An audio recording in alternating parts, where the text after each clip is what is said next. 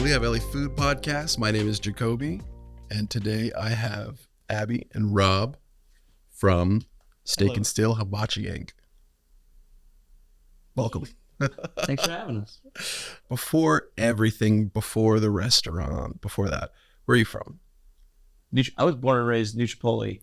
Yeah. I could say Kerwinsville or Sakersville, but nobody knows where that is. So New Chipotle is like the best way to describe where I'm from. And how'd you get up to the Lehigh Valley? That's where you go when you want to do anything. That's true. When you live in the sticks of Lehigh County, yeah, you know Lehigh Valley Mall, Bethlehem, like that's where if you need something, like that's where you go. Yeah, like especially like before like Amazon and like all the internet like boom happened, right? Like you need to go to a mall, you need to get new shoes, you need to like this is where everything is. Like commerce is down here. Like this is like the hub. So yeah, definitely it's pretty big. I spent a lot of time down here. Also like skateboarding and stuff too. Oh yeah, like so. Yep, like when I built the skate plaza years ago, it was a big deal, and great time. Down in Allentown, like Keck Park, all that stuff. What about you? I'm from Bath. Okay, all right. Concrete kid. So I'm always chilling in Bethlehem. Always found myself down here. Same thing. Like no one wants to hang out in Bath. There's nothing going on there. So good point. Yeah. Everyone rips to like the valley to do anything. So okay. Did you have an idea since you were a young kid about owning a restaurant, running a restaurant, making food, anything like that? I mean, I've always been passionate about food. Like I've always like cooked and like done it right. Like you know what I mean? Like fancy cooking. You know what I mean? I gotcha. You know what I mean? Like do a nice steak up or a little garnish on there. I wouldn't say that little flower orchids. Salt bay. Just. Exactly. I wouldn't say that like owning a restaurant was like what I dreamt of as a child. I guess that's true. Yeah. But I've definitely always been like business oriented and people oriented, and like I don't know, it just happened that way. Okay. Like, that I saw an opportunity, and went with it. Okay. So. And how did you get into it with him? I mean, if you want to go way back. Let's go way back. Cool with it. I mean, back to Blue Mountain. Like, we worked together. Oh. Way back. Probably like 7 years ago. Mm-hmm. Yeah. 6 or 7 years ago? No. Yeah, something like that. Something like that. Yeah. And, like, we met there, like, server, bartender. I was the little host. And that was like, I don't remember how long exactly like we worked together, but that's where we met. It was like 5 months. But I also like knew a bunch of her like I knew her cousin, and I was friends with her older cousins like group. You know what I mean? So like when I knew that this is Mnu's cousin, it was like, oh well, like friend adjacent. She was a hard worker, like the best worker in Slopeside at Blue Mountain. So and then I left there shortly, just due to like, there was some stuff going on, like family and whatnot, and I also had another job that I was working like full time at and making good enough money, so I had to cut back, and that was just happened to be the stop that I cut back from. It was like 5 months there. But, yeah. Okay. So then, that was your question. So I hijacked it. Go ahead. So from there. Yeah, I mean, basically working there, doing like all kinds of weird industry jobs like in between. But then I found myself one day up in Jim Thorpe randomly, and I was like, we should go get sushi. I didn't even know this place existed. And like walk in, sit down in the window, and I'm just kind of like looking around, and I see this familiar face behind the bar, and I was like, no way, is that Rob? And he came up to my table and he's like, oh my God, Abby, what's up? Like we just like had a quick conversation, and he's like, if you ever need a job, like I'm the GM here, like I'll get you a job, and it's cool, it's like good vibes. I was like, oh, I'm good, I'm chilling. And then the next day I literally got fired from my job, so like I hit him back up. I was like, yo, how about that job? It's a sign then. Yeah, I mean, To tell you the truth, I think so. And I literally started that week, and I was at Mist for like 2.5 years. Mm-hmm. And kind of shortly after, you know, like working there before Steak and Steel opened, I mean, we knew actually that we were going to have Rob was going to have a restaurant in Bethlehem. And that was always like in the back of my mind, like, oh, that'd be cool, like rip down to Bethlehem because that's where all my buddies are, you know, that's where I kind of like grew up and doing things. And I was approached by our other partner, Josh, and he basically laid it out. He was like, look, I need somebody else down there with Rob, and I think you'd be a good fit. I'd like to like have you as a partner. I was like, oh my God. And then one big loan later, here I am. Hey. Grinding. Seems to be doing well too. So Mist, like how'd you get into Mist, and from Mist, how did you get to here? So for Mist, so COVID happened. Yeah. And we were all sitting at home, right? Remember that? It was good times. Yeah. And so I had applied at Mist before COVID, the whole COVID thing happened, and then they had already, right when they opened, this is like right when they opened. And so they had already staffed up, and after COVID kind of started opening back up, they were looking for more staff, and my resume was just on the stack, and Josh actually called me up. And I started working there. It was busy. It's great. Like I did work in a sushi restaurant before in Colorado. I did everything there. I washed dishes. I made sushi. I served tables. I bartended. So I had a passion already for sushi and like Japanese food. So like, I wanted to get in there. And when I finally was like laying in bed one day and I got the phone call, I was like, yes. So started serving tables there. And that's where I met like a lot of the partners that are partners at Steak and Steel. Like I met Mike Heiser. I met Josh Crownover. I met Kevin or Mao Xiang Lin.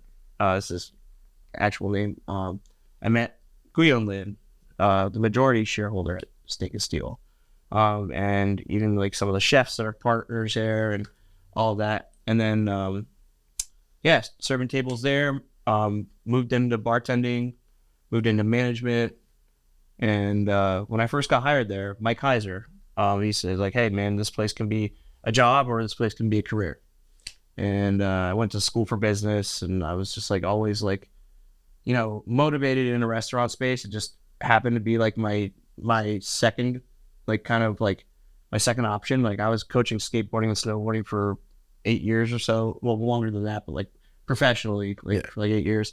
And then I was serving tables at night. You know what I mean? So like, and when the snowboarding career didn't work out, like, okay, let's go skateboard. Let's go table route. Yeah. Restaurant route. Yeah. Restaurant, you know? So, so Mike was actually in the process of like just opening a space in Salem, Massachusetts, which City Hibachi. So, sounds pretty cool. Yeah. It's a great spot, like Salem, Massachusetts. I mean, I've never been there. Neither have I. I would love to go, but I mean, there's so many other places I'd love to go to. You know, it's just like you can't check them all off. Yeah. You know? So anyway, that was kind of how it started. So I was like instantly motivated by Mike telling me that. You know what I mean? I was like, okay, so you know, bust my hump, and one day like Salem was done, and it was like, okay, we're ready to do another restaurant. Like Mike's like, go check out New Hope. Right. So I went down to New Hope, looked around, beautiful town, busy, a lot of people, no parking, a lot of traffic, hard to get in and out. I was like, logistically, like if I need a something as simple as like a gallon of grapefruit juice for the bar or something, you know what I mean? Like it's gonna take me 2 hours. If we're busy, like how am I supposed to do that? And I was like, so I came back from New Hope and I was like, hey, like to Mike, I was like, yo, like I really don't want to go to New Hope. Like it's possible, but it's gonna take a lot more timing, and like you can't just force yourself in there. Like you have to wait for the right spot, and we're trying to do a new spot now. Right. You know what I mean? So he's like, well, where do you want to go? And before he could even finish that question, I was like, Bethlehem. Gotta be Bethlehem. Gotta be Bethlehem. Like there was no doubt about it. Like I used to work at McCarthy's Red Stag. Yeah. Like 6 or 7 years ago also, right? Yeah. And I just saw this area and I was like, it has to be there. Like there's so much around there. There's Music Fest, there's the Wind Creek, there's all these other restaurants, there's a 750 car parking garage right across the street from the space. So anyway, yeah.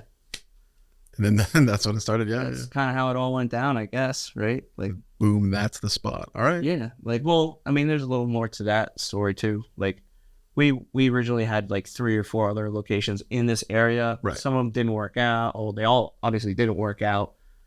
Actually, where Biddy and Bo's is now is going to be our first pick. Yeah. But I was going to say which ones. They were originally going to, I guess, like go in the back of that space and leave the front open, but instead they ended up needing, I guess, more square footage or whatever. Good for them. They're a great business. I like what they do. It's awesome. Happy for them. They're successful.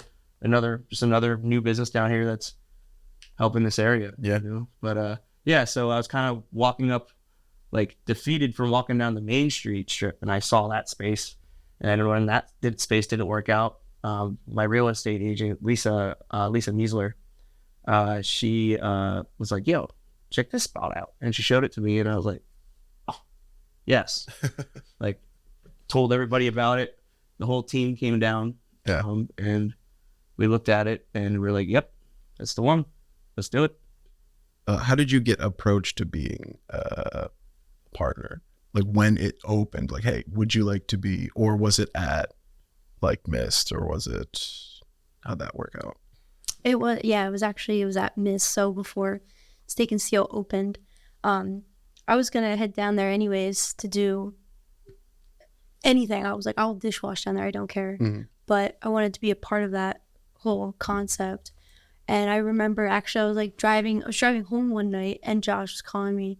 I was like, why is he calling me? I always get nervous when he calls me because it's either very good or it's very bad. Right. And I was like, I answered it. He was like, hey, what's up? He's like, oh, are you sitting down, or what are you doing? I'm like, I'm driving. Brace yourself, basically. Right. Brace I was yourself. like, what's good? And I was like, I'm actually driving right now. I was like, oh, okay, whatever. And I was like, I'm good. Like, what's up? And then he was like, wow. He's like, I was just thinking. And he's like, do you have a lot of money? I'm like, no. Like, no. And he was like, well, I have an opportunity for you. And he's like, you can take it or you can leave it. And he just basically flat out asked me, he's like, I think you would be a great partner down in Bethlehem with Rob. And if you want to, he was like, I will give you a portion of my percentage for you. And I was like, what? Okay.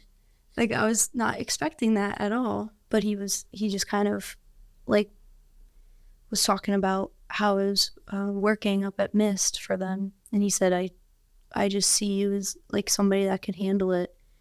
And I was very humbled by that, because no one has ever looked at my work ethic like that as you know, in that kind of light. I was always just like a pat on the head, like, good job, you know, gold star. But this is like next level. So yeah, the next day I went to my bank. I was like, I need a loan, please. How much can you give me? Yeah.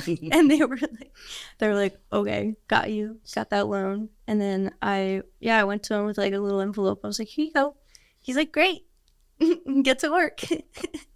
I mean, Rob basically opened this place by himself, like down there every single day in the cold. There's no heat down there. So he's like sitting and like working in this empty building, you know, day in and day out. And then I was so lucky enough to join that cold room. The emptiness and just watching everything like, you know, kind of happen before your eyes. And I think it definitely like shifted me into the person I am right now, work wise, you know. Like I've never been a part of, you know, anything like this, and I feel like it will now kind of project me into a better person for the future with whatever I want to do. Cool. Were you involved in the design of the building at all? No, I mean, I think after that question was asked, a lot of I already know like the layout was made, the plans. were done, and a lot of the designing, the colors, the layout was all Rob, you know. So I had the option of the lights above the bar, so that's all me. That's your little touch. That's all Okay. me. Yeah, red lights above the bar. So Little accent. thank you. Shout out to the red lights above the bar. So the colors and stuff, where did that come from? You got the space, So- you're starting to work on it. So let me preface this also this project started back in like April of 21, I think, right? No, April of 22, I think. Yes, something like that, right? So we went through all summer, and I also want to say, it's like I was down in Bethlehem, like I was the majority of the time, 95% of the time, I was down in Bethlehem. But we do have like a bunch of other partners that had input along the way through design. The late Michael Heiser, he kind of like in the group again, he's like, all right, what do we name in this business, right? What are we naming it, right? And he named, he threw out like Steak Steel Hibachi Inc. And like I was throwing out like some cool like Japanese names, and Alan was throwing out cool names. And did I say Alan James? I think I did. Okay, good. Well, now you did. Now I did. Like Eric's throwing out names, Jen's throwing out David, everybody's throwing out names, right? And like we needed to get the LLC start or the corporation started. Yeah. So it just kind of came down to Mike being like, all right, those are all great, but we need to get done. So Steak Steel Hibachi Inc. Rob, make it happen, like go. So I was like, okay, like that's my theme, right? Steak and steel. Let's go. Steel, yeah. Let's go. It's kind of perfect, right? Like just here's an idea now improv, you know? So I was like, okay, hibachi tables, like, okay, let's go stay. It's gotta have stainless, gotta have steel. Right. It's gotta have steel. I'm like, I feel like black's a really clean color for a restaurant, super clean color, and the red just pops. And our logo was that also fell into the design of our logo, right? Like the chopsticks with the steel beam crossed over with the snacks in the background, like just paying homage to, the city and, kind of just showing what we do there. You know what I mean? So I wanted to do like the corrugated steel on the walls, but then it wouldn't look right. It would look a little too much like, like one of those like home goods stores where you can buy like the little wax that live, laugh, love, like all that kind of thing. I was like, so let's just do these stainless steel sheets on the wall. Like, let's make it look like super sleek, like clean. Yeah. And I think we nailed it. I think it looks great. Thank you. What do you remember some of the names that were in the running by any chance? Oh goodness. Yeah, Like I think we had like Steel Star Sushi. We had like even up to like just I think it was what is it? Goku. It was like I could pull it up if you really wanted to. Sure. Goodness. Steel Star, Steak and Steel. Steel City in Japanese is Tekotoshi. That would have been pretty cool. Tekotoshi. I like that one a lot actually. Tetsu is iron. Kazoku means family. So like we're Kazoku's hibachi. Chopstick is hashi. We call it hashi. Made of steel is kosei. So right? Yeah, that was what it was. Gohan, steel sticks, like just random Steel names. sticks. Yeah, right. So steel sticks. Like we just thought about so many different names. So yeah, those were like just some of the ones that were in the mix, and then I was like, Steak and Steel. So that's it. Get to work. Yeah. And we did it. And honestly, I think it was the best name that we could have went with anyway, because it just hits home. It does kind of roll off the tongue. Yeah. Steak and Steel. Steak and Steel. Hibachi Inc. Yeah. I noticed you guys have a lot of art on the walls. Yep. How do you go about doing that? Do you reach out to people? Do they reach out to you? We tried to reach out to some people. Like we posted about it, like on our Facebook and our social media. But for the most part, we just want to support local artists. So we don't charge them any commission. We don't charge them any like fee to hang their stuff on the wall. We just approve it. It's got to be something that we appreciate first, right? The business. And then like also art that we feel our guests are going to appreciate. And from there, like bring what you got. I mean, we don't have a ton of space on the wall right now. But there's always room at some point, you know. The current guy we have in there who provides most of our art is Bennett Rambo. He's a Bethlehem, born and raised native guy, now lives in Jim Thorpe. He's a great dude. 2 kids, blue collar worker. He lays like underground pipe for a living. He just like works hard and then goes home and creates beautiful paintings. Like you've seen the stuff in there, right? Yeah. Like it's like, you know, it's he has great work. So props to him, man. We're super happy. And like if I'm ever like, oh, I'm feeling like we need a painting for this space, and he'll just do it. Doesn't charge us. Just like, he's happy to like, okay, I'll pick a canvas that size and do something on it. Next thing you know, like next week he's like, I got a phone call. He's like, I'm coming up Sunday morning. I got 5 new paintings. Like, sweet. Thanks, man. Yeah. So anybody who does have art that's like local can just pop in, show us what they have, and like as long as it's like appropriate and we can appreciate it, and like we have room on the wall, we'll gladly put it up. Yeah, that's cool. I like that. Kind of like leans into the art aspect of Bethlehem. It just leans into being a part of a community rather than just being a business in a community. Yeah, you know, I think that's super important to be a part of what's going on and not just be a place that the community puts their money into and nothing, like, you know, not just like we're real people. Yeah, that's what's important. I think I feel that's one of our like mission statements is to just be real people. You can do more with walls than just be walls. That's what we do here in the front. It's a gallery. We have an artist come in every few months, just showcase their stuff. Have a showing for them. It's very cool. With the art thing, right? With us supporting local artists, that doesn't just go for like you know, like paintings and photography. It's like we're also supporting local music. We're doing an open mic. We're trying so hard to get this open mic going on a Monday night from like 5 to 8 p.m. The weather has not been friendly to us. And one thing about an open mic is like it takes time to like get your regular. I don't know if you guys are musicians at all, but like, you know, the first one is like, oh, that's the people that are putting it on or playing, and it's like the one time somebody brings that one friend, and then the next time it's like it takes time to get to critical mass where it's like, yo, all right, open mic's going off. So we're doing that, and we're also we're doing Tunes at Twilight now, but throughout the rest of the year, we've already booked Thursday nights from like between 5 to 8 and like 6 to 9, like those kind of hours for local musicians that are coming in and doing a 3-hour set for us and out on the patio. It's a good time. Sounds great too with the parking garage right there. Like, I mean, these sound guys can appreciate it. Like, it just like, it's like it's like just the most beautiful sound in between the two, like 3-story buildings, and this parking garage like absorbs it. It's like there's almost a delay, but not. You know what I mean? It's cool. It's cool. That's cool. All right. Everybody's played there since they like the sound of it. And so we're doing the music thing too. Actually, I want to give credit to all the other partners first of all. Okay. Yeah. Like first and foremost, Mike Heiser, which that's a whole other story we can talk about. About this.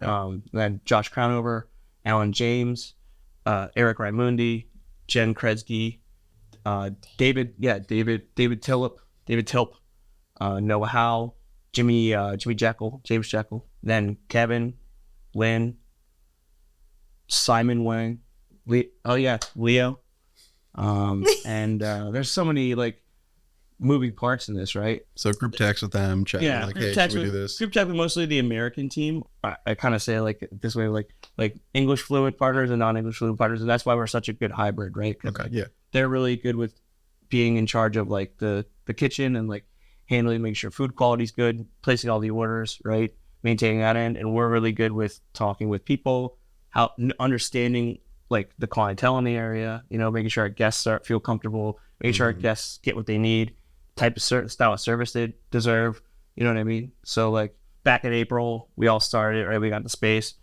you know, we had to get our liquor license, which is pretty straightforward. I had to like find one and do all that. And then I started working with our architect on like the design of stuff. So like we all kind of like got together, drew like on like, we're talking nothing fancy. We're talking like trying to like, if like with like a 8.5 by 11 piece of printer paper, drawing our designs, nothing's to scale, right? It's like we're all like, hey, here's Just a how we're bunch of gonna lay. lines. Yeah, here's how we're gonna lay it Table, out. It's door. like Yeah. white out. There's like scribbling. There's like arrows. Wait, we don't want all this over the wall. place. Yeah. I have pictures I could show you of like the thing, and then everybody kind of did have like an input on the layout, right? And like then we'd finally be like, oh well, I'd be like, oh well, I think this should be a little more this way or that, a little more that way, or like, so everybody did have a good solid amount of input on like the layout of things, and like we tweaked it like probably can't tell you how many times the architect sent us back like renewed drawings, you know what I mean? To the point where we're annoying that we're like, I'd be like, oh shoot, like, we need to make sure that like this door opens that way, not that way. Like it's like, right. But it's like, it's like all the things that I realized that missed, like oh, like hey, like here's the one complaint one of the biggest complaints I had there was like the bar has one entrance, like you can't get out the other side. So I made sure at Steak Steel you can get in from both sides of the bar because like you're kind of trapped there. You gotta walk all the way around the bar and get all the way out, and it's like, but I could just go through here, like. Even a flap, those little flaps. Yeah. It's a good little touch, actually. Yeah. But like, so like, it's like the smallest things, man, make the biggest differences, like with that kind of stuff. So, Mike, should touch on that. Do you guys know the story about that? Not fully. Do you have any idea about that? I believe you mentioned it a little bit when we were. Yeah. So Mike was like our leader, like number one guy. Like, he had, he had like eight restaurants at the time before Steak Steel. I think Steak Steel would have been his ninth. 11-year-old son, fiance, 8 restaurants, and a group of friends and staff that like loved him. We lost him in July during construction. Actually, like I had lunch with him like 3 days before in Twisted Olive. Damn. And like he like hit his head and had I guess fluid on his. He just never ever woke up the next day. So it's terrible, man. Like. So, like, he just was the man. You know what I mean? Like, you walked into a room, you'd smell him first because he always had awesome cologne on, right? You could be like, Mike's here. You'd be like, head down, silverware. Doing something. Mike's here. You know what I mean? Like, he was just a good dude, and he cared about the people around him, like, all the way back to, like, this place would be a job or a career. You know what I mean? Like, all the way back to that statement. And he cared about you, man. If you're going through a rough time, he'd help you out. Oh, you need some cash? Here. Like, oh, your car broke down, whatever. Let me help you find a new car. I can't tell you, dude, he like bought a car for our dishwasher one time or something. And, like, they paid it off through him or something. I forget what the deal was, but right, like he helped people. He cared. He gave, He was a good dude. Salt of the earth, dude. For real. Can't tell you how many times like that guy would just call me at like 2 o'clock in the morning, It's like 3 o'clock in the morning, like, yo, like, what do you think about this? Like, like we'd be like, all right, yeah. In relation to the restaurant, or just anything. Next thing you know, like, could be anything. Anything. Could be like anything. Hey, I have an idea. Like, seriously. But that's how he thought. And he was just, again, about people. And he actually started, him and Josh really started like the whole like art thing on the walls. And we borrowed that idea from there and just did our own little spin on it, right? Like, so, but yeah, Mike was just like, it was detrimental to the company. To this day, it's detrimental to not have Mike around. Yeah. Sorry, I get a little choked up. It's all right. That, but it's all right. Yeah, it was hard. I know. Yeah, it's tough for her too. Yeah. It's tough for everybody. Stone cold. So let's do it for Mike. Yeah, let's say it shifted gears. Like let's get this done, make it the best it can be. And he was already down looking around, and he was so proud of the space already. He was like, Rob, I thought you'd crack, because I was down here by myself, like doing it, like every day on my days off, I was working full time at Mist, and even some nights I'd be done with work at Mist, and I'd drive down here at like 11:30 to go look at what the work has been done and make sure nothing's nothing got put in the wrong spot or like isn't right. You know what I mean? Right. You just have to keep on. You can't not like observe what's going on at your space, especially when I'm that excited and that put that much effort into it. It's like the menu, the bar. Do you guys do like a pairing for the alcohols with certain things? Do you choose anything, or do you just kind of go with whiskey and sake? And generally, like, I feel like whiskey's really hot right now. Right. It's always been hot, really. I mean, who doesn't like whiskey? Like, I mean, a lot of people don't, but like, Still. you'd be surprised if you give people, you can have somebody enjoy whiskey. There's ways you can prepare it. You know what I mean? Yeah. And, no, we have a full selection of from include up to Japanese vodka, gin, whiskey. Right. This is like the most exciting thing is, we've been working really hard with our not new bar manager. He's been there since day one, but we just officially gave him the title. He really worked like a dog to bring in all these wine reps and sake reps, and we tasted for like probably about a month and a half. I feel it's been like, and we taste this one set of wine, and we'd have another guy come in, and we'd taste that, and then come back like, oh wait, now after we tasted that one, we need this guy to come back. Like, we retasted some of the setups, and now it took us that long, but we've got it down to, we have, I believe it might be maybe 10 or 12 different styles of wine, all from their indigenous region. Like, we have an awesome rosé out of Provence. Our Pinot Noir is out of France also. It's amazing. It's called La Forge. If you ever heard of it, it's a really good wine.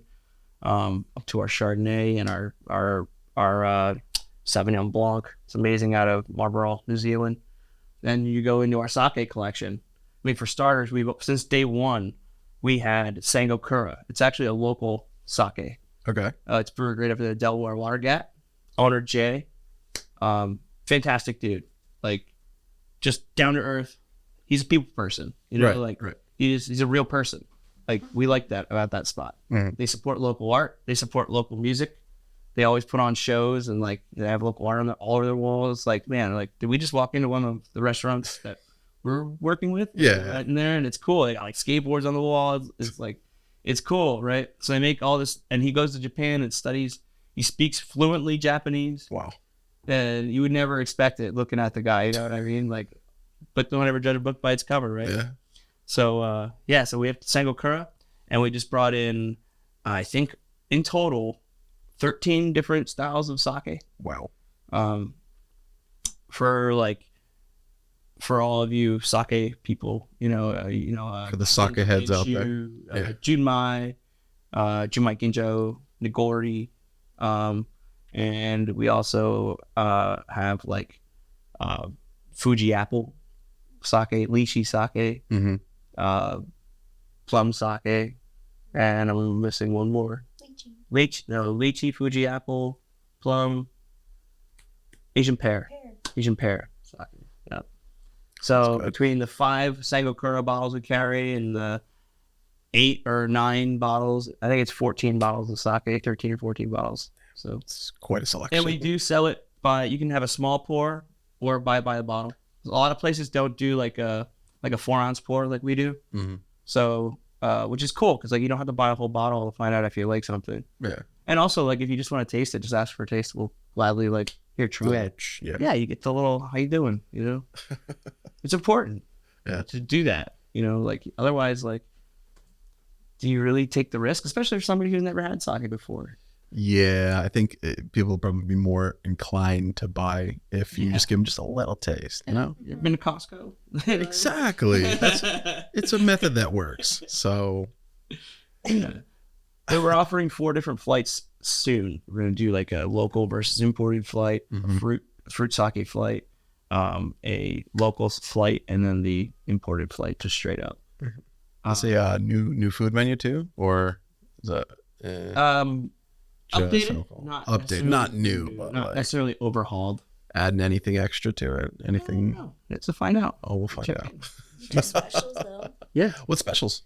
We do weekly specials with sushi, and sometimes the kitchen staff like creates a dish that they want to put on our menu board, and to follow with the bar. Like, I mean, Devin always like whipping up something fresh for somebody, like in particular if they want something new, but we do try to feature a drink that goes along with the food special. So then, like you were talking about the pairing, those two can work together, and you can have a brand new like full menu. Yeah. And a new taste like every week there, rather than just having the same thing all the time. That's cool. That's something that we're going to get into. Also, you mentioned the pairings again. To really, like, we're going to get into like, oh, we're going to do a sake tasting. We're going to do Japanese whiskey tasting. But these are all things that, like, when we first opened, we were super slam busy. Like, we couldn't get in there. Yeah. The first 3 months, you couldn't even walk in the door. Like, you could not walk in for 3 months straight. Just a line. Yeah, it was crazy. I mean, you guys would look close enough, you know. Yeah. It was insane. So now that, like, we have a second to breathe, now that everybody that was knocking the windows down, you know, came in, we had a second to breathe, and that's when we really focused on the wine and sake. Mm-hmm. And as soon as that's done, guess what? Now we're focusing back on craft beer and craft cocktails. Yeah. Like, it's just gonna be like, oh, this menu print we're focusing on that. This menu print we're focusing on this. Yeah. Just back and forth. And for the bar aspect, and our bar, forget the wine and sake. Like, our craft cocktails are something that I'm proud of too. Yeah. Yeah, we're all really proud of them. You know, like, we built that menu by ourselves. You know, like, most of the stuff is fairly unique, right? Like, from our blackberry sage martini, it's our number one selling cocktail right now. Really? Yep. Sounds good. And it is, and it's a drink that I just came up with one day when I was at Mist, and we just stuck. I don't know, it just stuck, and it's a great drink. And our whole bar is all fresh, real ingredients. We don't buy any syrups or like artificial, like, there's no mango flavoring. You know, we take real mangoes and cook them down with real lime juice and lemon juice and a little bit of, well, I'm not going to give away all the secrets. Yeah. But we cook it down. Everything has most things have a culinary approach. Yeah, our cocktails I'm super happy with. Smoked old fashions, awesome drink. If you haven't had one there, you got to try it. We pour it right at the table. The smoke just billows out. Yeah. It's great aroma, good flavor. It's good. So who handles the food aspect? Who does the chefing? Simon Wang.